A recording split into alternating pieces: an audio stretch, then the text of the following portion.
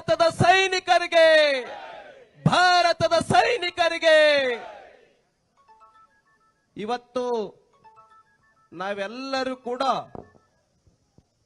ಏನು 22ನೇ ತಾರೀಕು ನಮ್ಮ ಕರ್ನಾಟಕವೂ ಸೇರಿದಂತೆ ನಮ್ಮ ದೇಶದ ಬೇರೆ ಬೇರೆ ರಾಜ್ಯಗಳಿಂದ ಮತ್ತು ನೇಪಾಳದ 2 ಮತ್ತು ಇನ್ನೊಂದು ದೇಶದಿಂದ 1 ವಿದೇಶದವರು 3 ಜನ, ನಮ್ಮ ದೇಶದ 23 ಜನ, ಒಟ್ಟು 26 ಜನರನ್ನ ಹೆಂಗೆ ನಾವು ಸಾವಿರಾರು ಜನ ಸೇರಿದೀವಿ ಆ ತರ ಅಲ್ಲಿ ಸಾವಿರಾರು ಜನ ಹೋಗಿದ್ರು. ಕಾಶ್ಮೀರ ಇತ್ತೀಚಿನ ದಿನಗಳಲ್ಲಿ ಬಹಳ ಶಾಂತವಾಗಿರ್ತಕ್ಕಂಥದ್ದಿತ್ತು.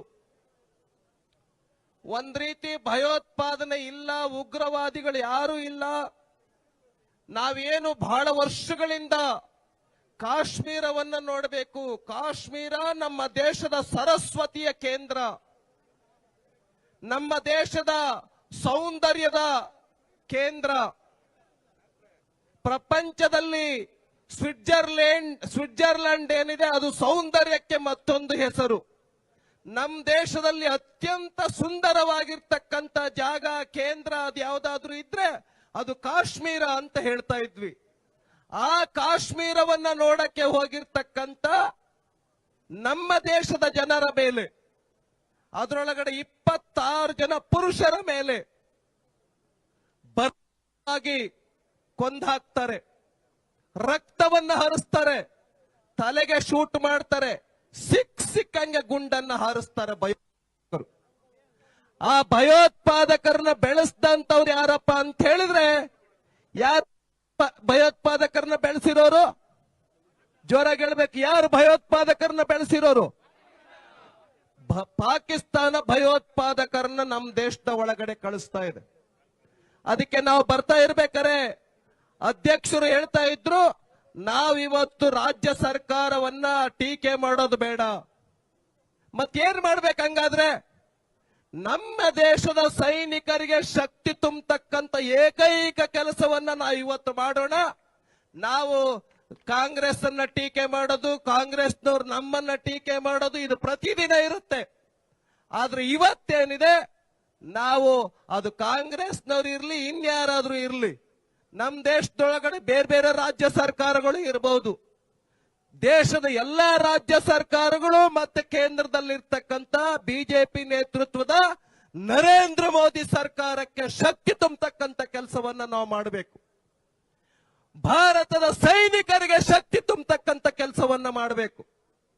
ಭಾರತದ ಸೈನಿಕರೇ ಆ ನುಗ್ಗಿ ಪಾಕಿಸ್ತಾನಕ್ಕೆ ನುಗ್ಗಿ ಆ ಭಯೋತ್ಪಾದಕ ರುಂಡಗಳನ್ನು ಚೆಂಡಾಡಿ ನಾವು ಭಾರತ ದೇಶದೊಳಗಡೆ ನಿಮ್ ಜೊತೆನಲ್ಲಿದ್ದೇವೆ ಅನ್ನುವಂತ ಮಾತನ್ನ ನಮ್ಮ ದೇಶದ ಸೈನಿಕರಿಗೆ ಹೇಳುವಂತ ಕೆಲಸವನ್ನ ನಾವು ಮಾಡೋಣ ಅಂತೇಳಿ ನಮ್ಮ ರಾಜ್ಯಾಧ್ಯಕ್ಷರು ಹೇಳಿದ್ರು. ಆದ್ರಿಂದ ಇವತ್ತು ವೇದಿಕೆಯ ಮೇಲೆ ಆ ಕಡೆ ನಮ್ಮ ಮುನಿಸ್ವಾಮಿಯವರಿಂದ ಹಿಡ್ಕೊಂಡು ವೆಂಕಟ ಮುನಿಸ್ವಾಮಿಯಿಂದ ಹಿಡ್ಕೊಂಡು ನಾರಾಯಣ ಸ್ವಾಮಿ ಅವರು, ನಮ್ಮ ವರ್ತೂರ್ ಪ್ರಕಾಶ್ ಅವರು, ನಮ್ಮ ಚಲವಾದಿ ನಾರಾಯಣ ಸ್ವಾಮಿ ಅವರು, ನಮ್ಮ ಅಧ್ಯಕ್ಷರು ವಿಜೇಂದ್ರ ಅವರು, ನಮ್ಮ ಮುನಿಸ್ವಾಮಿ ಅವರು, ನಮ್ಮ ಶ್ರೀರಾಮುಲು ಅವರು, ನಮ್ಮ ಏನು ಓಂ ಶಕ್ತಿ ಚಲಪತಿ ತಮ್ಮೇಶ್ರು, ಹರೀಶ್ ಅವರು, ಡಾಕ್ಟ್ರು, ಮೇಡಮ್ ಅವರು, ಎಲ್ರು ಇಲ್ಲಿ ನಮ್ಮ ಸಂಪಂಗಿ ಅವರು, ಎಲ್ರು ನಾವಿದ್ದೀವಿ. ನಮ್ದು ಒಂದೇ ಧ್ವನಿ. ನೀವೆಲ್ಲರೂ ಸಾವಿರಾರು ಜನ ಇದ್ದೀವಿ, ನಮ್ದು ಒಂದೇ ಧ್ವನಿ. ಏನು? ಭಾರತ ಪಾಕಿಸ್ತಾನದ ವಿರುದ್ಧ ಗೆಲ್ಲಬೇಕು, ಭಾರತದ ಪಾಕಿಸ್ತಾನದ ವಿರುದ್ಧ ಗೆಲ್ಲಬೇಕು. ಯಾರ ವಿರುದ್ಧ ಗೆಲ್ಲಬೇಕು? ಭಯೋತ್ಪಾದಕರ ವಿರುದ್ಧ ಭಾರತ ಗೆಲ್ಲಬೇಕು. ಅಮೆರಿಕದ ಆಸೆನೂ ಕೂಡ ಭಾರತ ಗೆಲ್ಲಬೇಕು ಅಂತ ಇದೆ. ರಷ್ಯಾದ ಆಸೆಯೂ ಕೂಡ ಪಾಕಿಸ್ತಾನದ ವಿರುದ್ಧ ಭಾರತ ಗೆಲ್ಲಬೇಕು ಅಂತಿದೆ. ಪ್ರಪಂಚದ 99% ದೇಶಗಳು ಭಾರತ ಗೆಲ್ಲಬೇಕು, ಭಾರತ ಗೆಲ್ಲಬೇಕು ಅಂತ ಇದೆ. ಆದ್ರಿಂದ ನಾವಿವತ್ತು ಸಿದ್ದರಾಮಯ್ಯ ಅವ್ರನ್ನ ಟೀಕೆ ಮಾಡಕ್ ಹೋಗಲ್ಲ, ಡಿ ಕೆ ಶಿವಕುಮಾರ್ ಅವ್ರನ್ನ ಟೀಕೆ ಮಾಡಕ್ ಹೋಗಲ್ಲ. ಅವ್ರು ಟ್ವೀಟ್ ಮಾಡಿದ್ದಾರೆ, ನಮ್ ದೇಶದ ಒಳಗಡೆ ನುಗ್ಗಿ 26 ಜನರನ್ನ ಕೊಂದ್ರು ಕೂಡ ಶಾಂತಿಯನ್ನ ಕಾಪಾಡಬೇಕು ಅಂತ ಕಾಂಗ್ರೆಸ್ ಪಾರ್ಟಿ ಟ್ವೀಟ್ ಮಾಡಿದೆ ಬೆಳಿಗ್ಗೆ. ನಾಚಿಕೆ ಆಗ್ಬೇಕು, ಅವರಿಗೆ ನಾಚಿಕೆ ಆಗಬೇಕು. ಇವತ್ತು ನಾವು ಯುದ್ಧ ಸಾರಬೇಕು. ಸಾಕಾಗಲ್ಲ ನಿನ್ನೆ ರಾತ್ರಿ ಮಾಡಿರೋದು. ಪಾಕಿಸ್ತಾನದಲ್ಲಿ ಭಯೋತ್ಪಾದಕರ ಕೇಂದ್ರಗಳಿದಾವೆ, ಆ ಎಲ್ಲ ಕೇಂದ್ರಗಳನ್ನ ಸರ್ವನಾಶ ಮಾಡಬೇಕು. ಆ ಒಂದು ಏಕೈಕ ಉದ್ದೇಶವನ್ನ ಇಟ್ಕೊಂಡು ಇವತ್ತು ನಾವು ಯಾವ ಉದ್ದೇಶದಿಂದ ಸಭೆಯನ್ನ ಇಟ್ಕೊಂಡಿದ್ವಿ, ಆ ಸಭೆಯ ಉದ್ದೇಶವನ್ನ ಪರಿವರ್ತನೆ ಮಾಡಿ ನಮ್ಮ ಬಿಜೆಪಿ ಧ್ವಜವನ್ನು ಕೂಡ ಪಕ್ಕಕ್ಕೆ ಇಟ್ಟು ಭಾರತದ ಧ್ವಜವನ್ನ ಇಟ್ಕೊಂಡಿದ್ವಿ. ನಾವು ಭಾರತದ ಧ್ವಜವನ್ನ ಇಟ್ಕೊಂಡಿದ್ದೇವೆ. ಆದ್ರಿಂದ ಬಂಧುಗಳೇ, ನಾನು ಹೆಚ್ಚು ಸಮಯ ತೆಗೆದುಕೊಳ್ಳಕ್ ಹೋಗೋದಿಲ್ಲ. ನಮ್ಮ ವೇದಿಕೆ ಮೇಲೆ ಇರ್ತಕ್ಕಂಥ ಮುಖ್ಯವಾಗಿರ್ತಕ್ಕಂಥ ನಾಯಕರು ಮಾತಾಡೋರಿದ್ದಾರೆ. ನಮ್ದು ಒಂದೇ, ಬಹಳಷ್ಟು ಬೆಲೆಯನ್ನ ತೆತ್ತುಬಿಟ್ಟಿದೆ ಭಾರತ. ನಮ್ಮ ದೇಶದ ಸೈನಿಕರ ರಕ್ತ ಹರಿದಿದೆ. ಭಯೋತ್ಪಾದಕರ ಗುಂಡಿಗೆ ನಮ್ಮ ಸೈನಿಕರು ಸತ್ತೋಗಿದ್ದಾರೆ.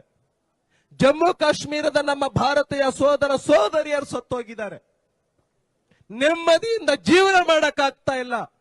ಜಮ್ಮು ಕಾಶ್ಮೀರದಲ್ಲಿ ನಮ್ಮ ಭಾರತೀಯರು, ನಮ್ಮ ಭಾರತದ ಸೈನಿಕರು ಇದ್ದಾರೆ ಅನ್ನೋ ಕಾರಣಕ್ಕೋಸ್ಕರವಾಗಿ ನಾವಿಲ್ಲಿದ್ದೇವೆ. ಆದ್ರಿಂದ ಬಂಧುಗಳೇ, ಒಂದ್ಸರಿ ಹೇಳಿ, ಸೈನಿಕರೇ, ನಾವು ನಿಮ್ ಜೊತೆನಲ್ಲಿದ್ದೇವೆ. ನೀವು ಪಾಪಿ ಪಾಕಿಸ್ತಾನಕ್ಕೆ ಪಾಠ ಕಲಿಸಿ, ಪಾಪಿ ಪಾಕಿಸ್ತಾನದ ಉಗ್ರವಾದಿಗಳ ರುಂಡಗಳನ್ನ ಚಂಡಾಡಿ ನಾವು ನಿಮ್ ಜೊತೆಗಿದ್ದೇವೆ ಅನ್ನುವಂತ ಒಂದು ಶಕ್ತಿ ತುಂಬತಕ್ಕಂತ ಸಭೆಯನ್ನ ನಾವು ಇವತ್ತು ಮಾಡ್ತಾ ಇದ್ದೇವೆ.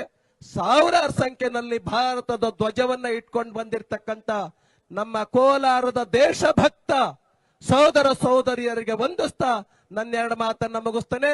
ಭಾರತ್ ಮಾತಾ ಕಿ, ಭಾರತ್ ಮಾತಾ ಕಿ. ಭಾರತದ ಸೈನಿಕರೇ ಮುನ್ನುಗ್ಗಿ, ನಾವು ನಿಮ್ಮೊಂದಿಗಿದ್ದೇವೆ. ಭಾರತದ ಸೈನಿಕರೇ ಮುನ್ನುಗ್ಗಿ, ಭಾರತದ ಸೈನಿಕರೇ ಪಾಕಿಸ್ತಾನಕ್ಕೆ ನುಗ್ಗಿ. ಧನ್ಯವಾದಗಳು.